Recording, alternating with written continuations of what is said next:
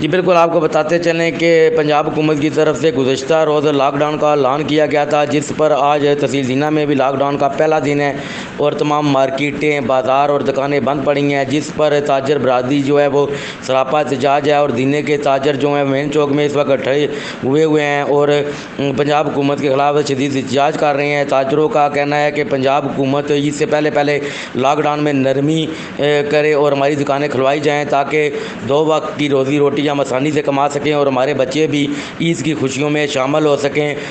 जो पंजाब हुकूमत की तरफ से लॉकडाउन का ऐलान किया गया है, हम उसको नामंजूर करते हैं। इस वक्त मेन चौक में हमारे साथ कुछ ताजर मौजूद हैं, हम उनसे जानने की कोशिश करते हैं कि उनका इस हवाले से क्या कहना है।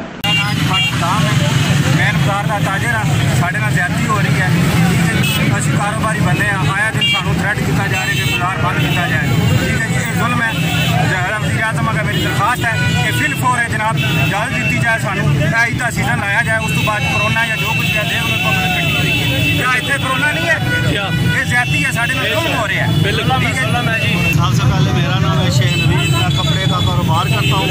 तो ये सब हम लोग जो है ना, ये मेहनत मजदूरी करने के लिए जाहिर सी बात है दुकानों में आते हैं, तो आम से आम बंदा भी पिस चुका है। आप बाज़ार में जाके हालात देखें कि कितना रश पड़ा हुआ है।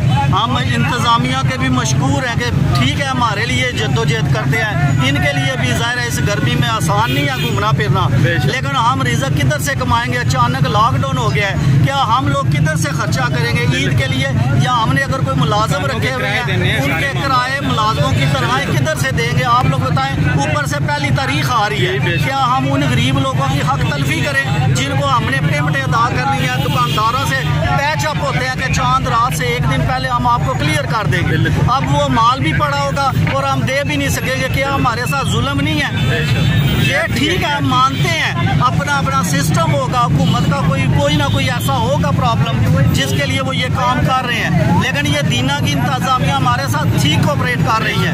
लेकिन देखिए हमारी जब तक हमारी दुकानें नहीं खुलेंगी तो हमें उसको ऑपरेट का फ़ायदा कोई नहीं। सब ताजर लोग जितना है इनका फरमान ये है, ये लॉकडाउन हमारे लिए इन दिनों में अच्छा नहीं था। क्यों? इन्होंने लाखों रुपया, हज़ारों वाले ने 1000 का उठाया, लाखों वालों ने लाख का उठाया, 100 वालों ने 100 का उठाया। अगर हुकूमत ने हमको 15 दिन पहले बोलना था, हमने इतना कर्जे से नीचे नहीं दबना था। मालिक मकान हमारे से किराए भी मिलते हैं, दुकानदारी भी है, मुलाजिम भी रखी है, अब किधर से सबको किराया देना है, किधर से करेगा? खुदा की कसम, आज मैं कम अज कम 5,000 रुपए का मालिक हूँ, मेरे पास ये पैसे है, मैंने क्या दुकान है मेरा, ये पैसे मेरे पास है, ये मैं खुद का लूँ या बच्चों को दे दूँ। जी बिल्कुल, जैसा कि आपने सुना कि ताजर बरादरी का कहना था कि ईद भी सर पर है और दुकानों के किराए और बिल जो हैं वो भी जमा करवाने हैं, जो कि हमारे लिए देना बहुत मुश्किल हो रहा है। अगर इसी तरह दुकानें बंद रहीं तो हम 2 वक्त की रोटी जो है वो मुश्किल से कमा सकेंगे और हमारे बच्चे जो हैं वो भी ईद की खुशियों में शामिल नहीं हो सकेंगे।